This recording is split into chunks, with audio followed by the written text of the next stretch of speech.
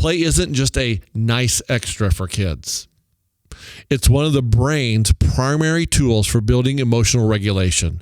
When you look at it through a neuroscience lens, play is essentially practice for managing feelings, relationships, and stress in a low-risk, safe environment.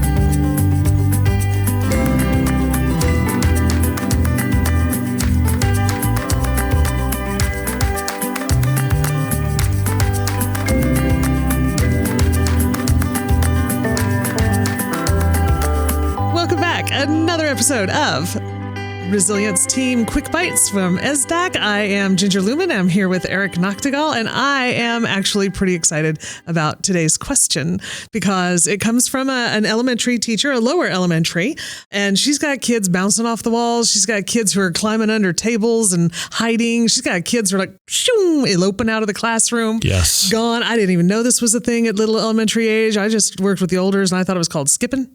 Turns out kindergartners can choose to skip school. We call that elopement. Elopement, yes. No. I learned that a couple of years ago. I was surprised. So the teacher says, what am I supposed to? I need them to sit down and do their reading practices, their phonics. I need them to sit down and practice their math facts or whatever it is. And she's really struggling. Eric, you are right in the middle of your wheelhouse here. What do we need to do when we see this is happening in the classroom? Because it's happening in many classrooms in almost every school. Yes? It is. Let them play. No, it needs to be we're supposed to be working. What do you mean? It needs to be longer than the quick bite needs to be longer. Let's let them play. Yes, just to be clear as kind, this is lower elementary. We're talking pre-K, K1, maybe even the second. So, don't get me wrong, folks. I think a sense of playfulness can go into engaging lessons at all grade levels. And adult levels. Yeah. I agree. So play and playfulness helps everybody from birth to 99 or whatever, however old you are. Yes, this one probably more pre-K, K1-ish, little ones. All right. I had the privilege of doing professional learning for a school district in the state of Kansas, a wonderful school district, of incorporating purposeful play into all of their kindergarten classrooms. And it was just such a wonderful experience for me. And honestly, I had to dig into play a little myself to figure out, okay, all the wheres and whys of it. And I learned so much myself. And along that journey of providing that professional learning and learning myself, it was magical. And I learned just how regulating play is for kids and how necessary it is. Because I think sometimes we look at play as, well, these kids are just playing. Right. Hey, we come to school to learn. Yes, that's where I was going to go with this. We have writing to do, and we have math facts to learn, and we have science to learn. We have all that to learn. You're right, you do. And you can do a lot of it through play.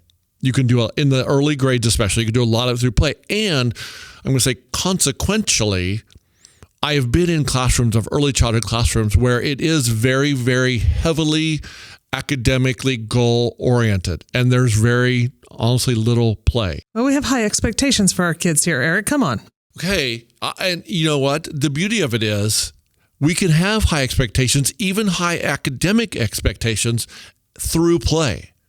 Because through play, where the younger kids learn the best, you can teach them early reading skills, early math skills. You can teach them science concepts through science play areas. You can do all those Kansas State standards and all those district expectations in the younger grades, you can achieve through play. It doesn't have to be a worksheet. So what does it look like? Oh, you keep saying we can, but Ginger Lewmen, you're speaking my language now. Can I just tell you, I want to read this one little quote because I love this quote. Dr. Karen Purvis of Texas Christian University, from her study, states, it takes over 400 repetitions to create a synapse in the brain. So we're trying to teach new things. We're trying to connect those synapses in the brain for new learning. Over 400 repetitions to create a synapse in the brain, true learning, without playful engagement. 400. Yeah, sure. I get told a lot things that I need to remember, which I quickly forget. Sure. Now, to create synapses, if you're using play to teach, remember, without play, it was 400. How many do you think her studies show it takes with play? If you're trying to create those synapses, like early reading skills, identifying letters through play, number recognition. That's dangerous for me to try to guess, right? Give me a guess, Mrs. Lewmen. Oh my goodness. Okay, so they still have to learn, and what you're listing right there seems like it would still take a lot. I want to say 7 times, but it's probably more. Not much. You're good. 12. 12? 12 times. Gifted kid, 7.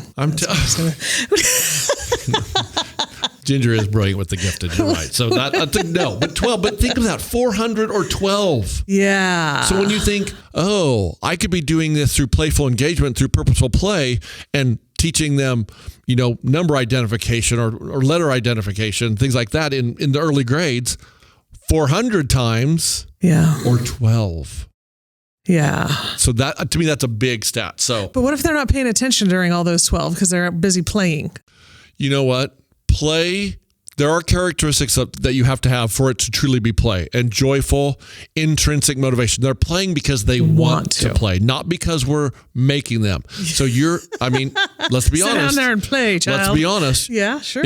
Think of the difference between putting a worksheet in front of a kindergarten student. Right. Many of those kids feel like, well, the teacher's, and don't get me wrong, I'm sure there's wonderful relationships when the kid doesn't always feel like that, but they could feel like it's a worksheet. I got to do it. Right. It's not bringing me a ton of joy. Right. But you put a sensory table with letters hidden in it in rice or beans or whatever, or fun things, and they're digging through it and they're identifying letters through their exploratory. They want to do it. They have joy in doing it. They're having fun. And boy, those synapses are firing. And play is regulatory. So the interesting part is I did a lot of professional learning, and then this district allowed me to then go to the kindergarten classrooms and take part in the purposeful playtime when the kids were doing it. Do you know, in all the schools I visited throughout a whole school year, when the kids were doing purposeful play, you know what I never saw? Misbehavior? A dysregulated child. Nice. Never did I see a dysregulated child. And don't get me wrong, they weren't hiding kids who were dysregulated from me. They didn't put them off into another room? Exactly. That was not, I promise you, that's not what, because I was like, wow, this is really going well. Are there any other rooms? Nope, they're all here. Wow. Because it is regulatory. What was I? Oh, yeah. Oh, this one. This made me like, okay. Play naturally balances the body's stress system. Decreases cortisol. What do we want out of our brain? Cortisol. The stress hormone, yeah. Releases dopamine and endorphins. Feel good. That's right. And allows physical discharge of built-up energy. Yes. See, that's the thing. Regulation. Is rarely in play are we just sitting on our butts. No, we're doing stuff. We're active. It's hands-on. Yeah, that's a big thing. And kids with ACEs who are coming in from tough situations, trauma, play, like dramatic play and other plays, allows them to act out that trauma in safe ways and process, and their brain is processing, their body is processing it. So play is truly helping move that trauma into like a healing path. Right. Am I safe here? Oh, if I am safe here, then I can continue. Yeah. Again, we look at play sometimes as play is a extra for kids, where in early grades, play is not an extra.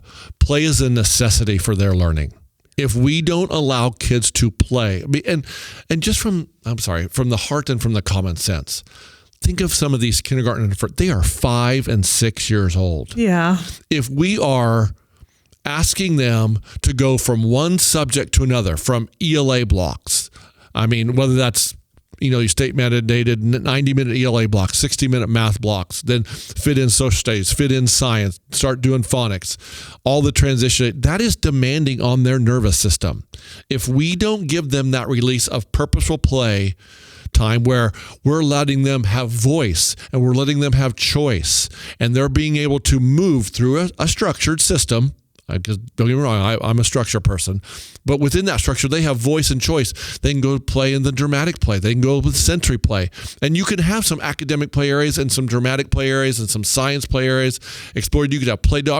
There's systems play. I'm just telling you, I in the district I worked with, and if you can ask anyone there, we saw great results. And I will tell you that district, much like a 90-minute ELA block, a 60-minute math block, they have a daily mandatory 40-minute purposeful play block in their kindergarten. Purposeful play. Purposeful play. For the little ones. For the little ones. Eric, I think it also works for the older ones too. There just may not be as heavy of research, but my over 3 decades of working with middle school and high school kids, I have seen much evidence to say that it is the same. And with adults, when you're having fun, you're more likely to remember the thing that's being presented to you. As you were talking, I want to kind of close out here with this very famous 1989 movie. You might be familiar with it, Uncle Buck, where he gets called into the office of his niece.